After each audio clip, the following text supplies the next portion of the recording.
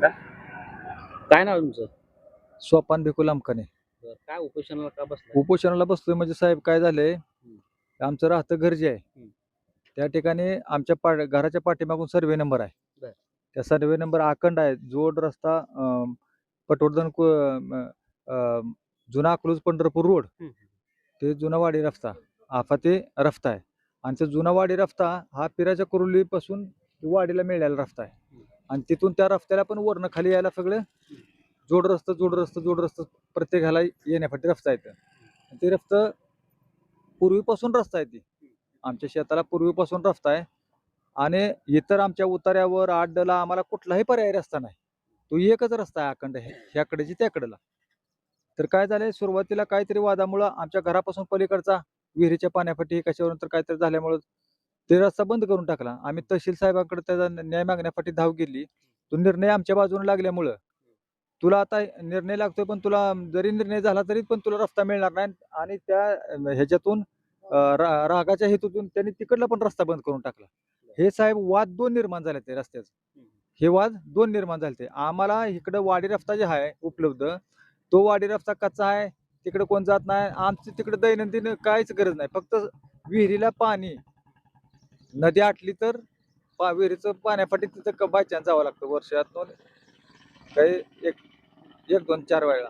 पण आम्हाला दैनंदिन जीवन आमचं पूर्ण इकडं आहे. काय कारण तिकडं वर वाघजाई वस्ती म्हणून आहे आमच्या एक दोन किलोमीटर वरला एरिया. तो पूर्ण खालीच येते ह्या हायवेला. आणि तो निकाल तहसीलदार साहेब काय म्हणतात की तो निकाल झालाय तुमच्या बाजूनं, तो निकाल तुमच्या बाजूनं झालाय, तो रस्ता खुला करा. पण तो रस्ता खुला करून आम्ही जाणार आहे कुठं वर तिकडं? आमची दैनंदिन जीवन सगळं इकडे जाणार खाली. आणि सगळी लोक इकडे येते. आणि जुनावाडी रस्ता जे आहे काय त्याला इकडं टच होणारा रस्ता बरंच आहे. बरं त्यांची त्या साहेबांची स्थळपाणी तहसीलदार साहेबांनी केलेलं आहे. त्या स्थळपाणीमध्ये साहेब रस्ता आढळून झालेला आहे. काय आपल्यापाशी कागद आहेत काय जाणून बुजून अडथळा केलेला आहे. आणि तिकडल्या बी ह्याच्या स्थळपाणी केलेलं तिथं बी रस्ता आढळून आणलाय, अडचण केली आहे. रस्ता एकच आहे. रस्ता हा सर्वे नंबरचा एकच आहे. आणि त्याचं वाद दोन निर्माण झाले. ते दोन वाद निर्माण होऊन दोन वेगवेगळे वाद निर्माण होऊन ह्याची अडचणीत जेणेकरून मला भयंकर अडचणीत टाकले. आता तो रस्ता खुला करून घेतला तर मला इकडचा हे होतं ना, अडचण येते. तहसीलदार साहेब येते ते त्यांची माणसं पाठवून देते यंत्रणा की तो रस्ता खुला करून घ्या. तो रस्ता खुला करून घेतल्यानंतर तो विषयच येत नाही ना तिकडे जाण्याचा. आणि सगळी येणारी माणसं शिकूनच जाते ह्या मेन. आणि घरासाठी किंवा कशासाठी हा मुख्य प्रवाहाचा रस्ता पाहिजे आम्हाला. आम्हाला हा रस्त्याची जास्त गरज नाही. आम्हाला ह्या रस्त्याची जास्त गरज आहे. आम्हाला गरज ह्या रस्त्याची जास्त आहे. जुना अकलूज पंढरपूर रोड जो रस्ता आहे तो आम्हाला ह्या रस्त्याची गरज आहे. त्या रस्त्याची आम्हाला काय बिलकुल गरज नाही जास्त. फक्त पाण्यासाठी गरज आहे त्याची. आणि तो अडवला ते अविनाश मधुकर काळे आणि तात्याचे विष्णू लांबकाने यांनी तो रस्ता अडवणूक केलाय. आणि ते तिकडे जे अडवलं ते संजय नारायण काळे. ही ते काळे कंपनी म्हणजे त्यांची गाववाली आहे ती. आणि ती लोक आहे ती वाडी कुरुलीची आहे ती. ती काय म्हणते ती की तुझं गाव पिराची कुरवली आणि तू वाडीच्या लोकांना का रस्ता मागतोय इथनं. हा का आमच्यावर कशाला दाखवते, जातोय ते जात आहे. त्यामुळे ते बंद करून टाकलंय त्यांनी रस्ता. म्हणजे आम्ही केवळ दावा तहसीलदार साहेबांकडे केल्यामुळं त्यांनी ही दोन्ही कुंड बी आमचं बंद करून टाकले. तर तहसीलदार साहेबांना आमची विनंती आहे की आम्हाला मेन प्रवाहाचा रस्ता पाहिजे. आणि बावनकुळे साहेबांचं पण आम्ही हे केलं होतं, तिकडे पाठवलं होतं त्यांच्या कार्यालयाला. त्यांनी पण त्यांना सांगितले की ह्याचं अर्जाचं म्हणजे काय तुम्ही ह्याचं केलं का नाही, काय म्हणजे दखल काय घेतली का नाही, त्याचा रिपोर्ट आम्हाला कळवा. तर त्या रस्त्याची आम्हाला काय गरज नाही. आम्हाला मुख्य प्रवाहाकडे येण्याच्या रस्त्याची गरज आहे.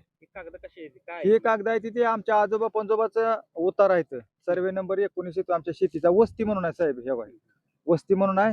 ह्याचं साल पण जवळजवळ 1950च्या आसपासचं साल आहे. 1950 हा वस्ती म्हणून आहे. आमच्या आजोबाचं क्षेत्र आहे. हे आमचं वडील वयस्कर झालं तेव्हापासून आमच्या वस्ती रस्ता हे आहे तिथून येणं जाणं चालू आहे. रस्ता आहे हा. ते तुमचंच आहे का? म्हणजे किती वर्षापासून सर्वे नंबरचा रस्ता आहे तो. पारंपरिक सर्वे नंबरचा रस्ता आहे तो. हा तरी पण अडवलेला आहे. पारंपरिक सर्वे नंबरचा रस्ता आहे तो. हे का कागदपत्रे काय केली, किती दिवसापासून चालू आहे प्रकरण? हे 2 वर्ष झालं प्रकरण चालू आहे. हा आम्हाला मुख्य प्रवाहाकडे यायला फक्त रस्ता पाहिजे. आम्हाला तिकडल्या रस्त्याची काहीच आवश्यकता नाही.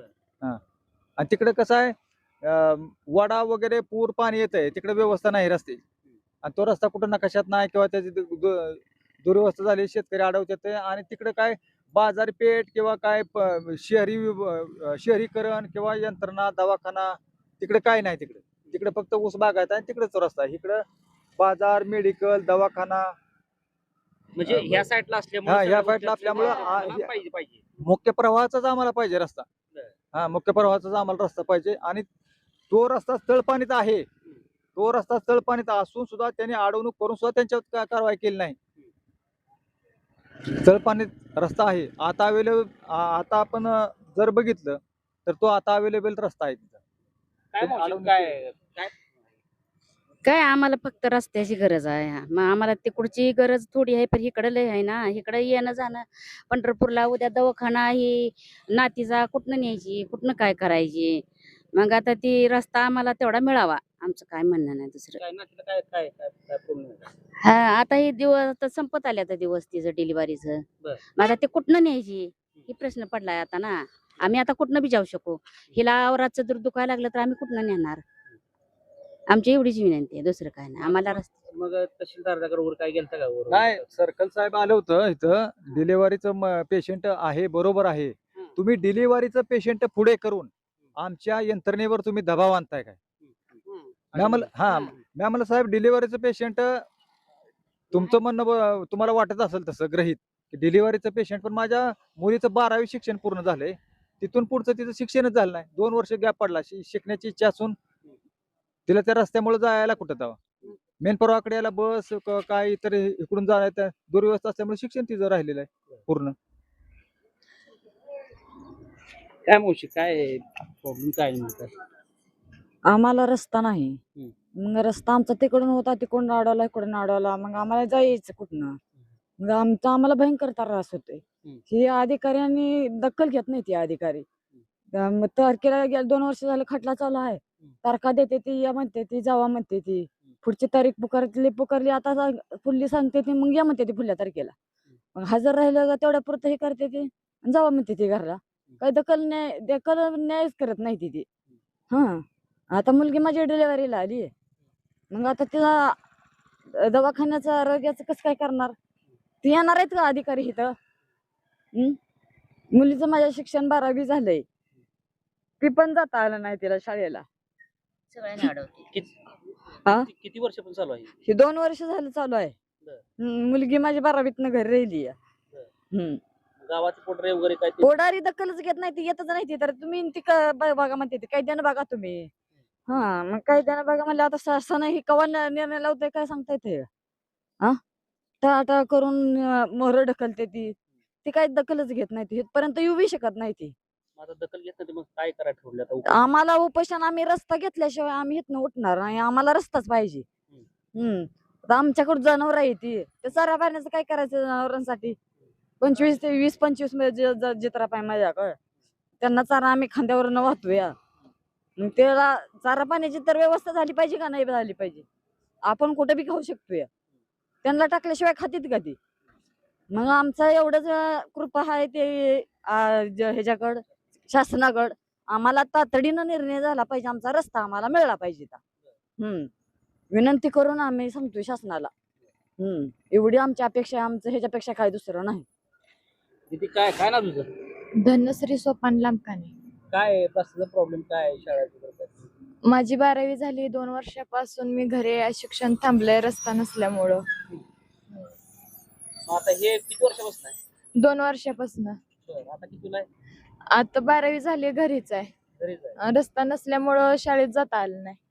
मी रस्ता असं म्हणजे सायकल किंवा कुठं जाताना बी रस्ता नाही. जाता नाही येत, पाऊल वाट नाही, काय नाही. नळ्या टाकलेल्या काढून टाकल्या, ते तिकडं घर बांधले पलीकडं. जायला यायला कसलं येतच नाही. तर आता उपोषणाला बसलाय, काय म्हणणार तुमचं? आमचं एवढंच म्हणणं आहे की आम्हाला रस्ता खुला करून द्या, त्याशिवाय आम्ही आमरण उपोषण सोडणार नाही, इथनं हलणारच नाही. तर अशा पद्धतीनं आहे की शाळकरी मुली असतील किंवा या ठिकाणी बघायला गेलं तर डिलिव्हरीसाठी आलेली मुलगी देखील आहे आणि रस्त्याचा हा जो प्रश्न आहे ती गेल्या 2 वर्षापासून आहे. यांच्या कागद वगैरे पण आहेत वगैरे. पण या ठिकाणी बघायला गेलं तर हा जो वाद आहे तो हा वाद पूर्णपणे कोर्टापर्यंत गेलेला असंही म्हणतात वगैरे. पण आता इथं आमोर उपोषणासाठी बसलेले आहेत. आजचा दुसरा दिवस आहे आणि दुसरा दिवस आहे नंतर अजून काय यांचं म्हणणं आहे ते आपण जाणून घेतो. आता नमस्कार. नमस्कार. उपोषणाला बसलाय काय? बसलो कालच्या बसलो. बर. काय रस्त्याची अडचण आहे, जाऊ देत नाही ते, येऊ देत नाही ते. पहिला तिकडला मोडला म्हणून इकडं आम्ही तिकडून निकाल दिला, इकडून मोडून टाकला. 1100-1200 फुटावरनं वैरण आम्ही नेत होतो, खांद्यावर नेतोया. आता आज तुमच्यातनं गेले की तो दुसऱ्या मोहरला अडवतोया. पण अंगोरला माझ्या 25 जनावर आहे माझं बारीक मोठं. त्यांना 5-7 हजार लिटर रोज पाणी लागतं. पाण्यावर असं जाऊ देत नाही ते. तहसीलदार साहेबाकडे गेलो आम्ही. तहसीलदार साहेब म्हणजे गावात तुम्हाला आम्ही सांगतो त्यांना जायला. आम्ही त्यांच्याकडून जाऊन आल्यावर संध्याकाळी नळे उपसून टाकले ह्यांनी, फक्त जायचं बंद केलं. मग आमची विनंती आहे की आम्हाला रस्ता काढून द्या, नाही तर आम्ही मारायला टपलो मी तरी. हा विनंती. मी आज तोंड सुद्धा बोललं नाही, पाणी पण पिलं नाही. एखादंच आहे पांडुरंग साहेब, तुम्हाला सांगतो मी माझा रस्त्याचा निकाल दिल्याची मी उठतच नाही इथनं. मी 2-4 निर्णय घेतला तर बरं, नाही तर मी औषधाच्या बाटली सुद्धा आणून ठेवली इथं. जाऊ का तुम्हाला एवढी माझी, मी आता टोकावरला निर्णय घेतला. माझी विनंती. म्हणजे आज दुसरा दिवस आहे. उद्यापर्यंत तर नाही बघितलं तर हा, मी आणि पाणी पिलं नाही, तोंड धुलं नाही. हा. गाव पुढारी वगैरे काय ह्याच्यात काय नाही, गाव पुढे भागच घेत नाही ते. हम्म. आम्ही सांगितलं, मी त्याला म्हणते हो हो हो आलो आलो आलो आला. काय झालं काल? उद्या येतो उद्या येतो. काय नाही येत नाही ते पण. आणि त्यांचा तहसील कार्यालयातून काय निरोप आहे? त्याच्याकडून काय निरोप आहे, आम्ही येतो की. ती कशा नेते मंडळीचे आहेत हा. ना. त्यांचे नेते ते त्यांचं थोडं काय झालं की हा त्यांनी केस केली, आम्हाला लगेच धरून येते ते बोलवून. आणि आम्ही केस केली, आमची दखलच घेत नाही. पोलीस पाटला आम्हाला लगेच सांगायचं, ए जावा उद्याला तुम्हाला हजर राहायला सांगितले, जायचं आणि यायचं माघारी. आणि परत त्यांनी नुसतं काय करतो की लगेच केस करते, आम्हाला लगेच बोलवते ते. त्यांची पार्टी मोठी आहे. आज किंवा उद्या जर त्यांचा काय निरोप नाही आला तर हा. काय कशा पद्धतीने तीव्र आंदोलन हा. करत? जर निरोप नाही आला हा. तर काय भूमिका असणार पुढची? मग मी मरणार. हो, शेवटचा टेप. माझी दुसरी अपेक्षाच नाही आता. हा. तुमचं काय मत आहे? आमचं मत काय, आमचं वडील आहे तो वयस्कर. त्यांचं कसं आतोनात हाल होते ते. मलाच तहसीलदार साहेबांना बोललो होतं की आज तारीख आहे आणि तुमची सुनावणी आहे. मी म्हणलं तुम्ही घटनास्थळी या, इथं बघा. कारण काय इथं वडील आजारी आहे, इथं मुलगी डिलिव्हरीची आहे. मला काय इथं जाता येत नाही तारखेला. म्हणलं मी तारखेला सुद्धा तिकडे जाणार नाही, हे तुमच्या माध्यमातून सांगतो. आणि रस्ता हा आमचा पारंपरिक आहे. तो जर रस्ता नाही मिळाला उद्या, तर मी परवा दिवशी माझ्याकडली 20-25 जनावर ह्या रस्त्यावर आणून बांधणार. आणि रस्त्यावर आणून बांधून एक त्या दिवसाचा बघणार मी त्यांचं. नाहीतर त्याच्या पुढच्या दिवशी आम्ही सगळे आत्मदहन करणार आहे, बांधाऱ्यावरून उड्या टाकून तिकडे खाली. त्यांना अगोदर बी सांगितले आणि तुमच्या माध्यमातून बी त्यांना सांगतो, बजावतोय त्यांना.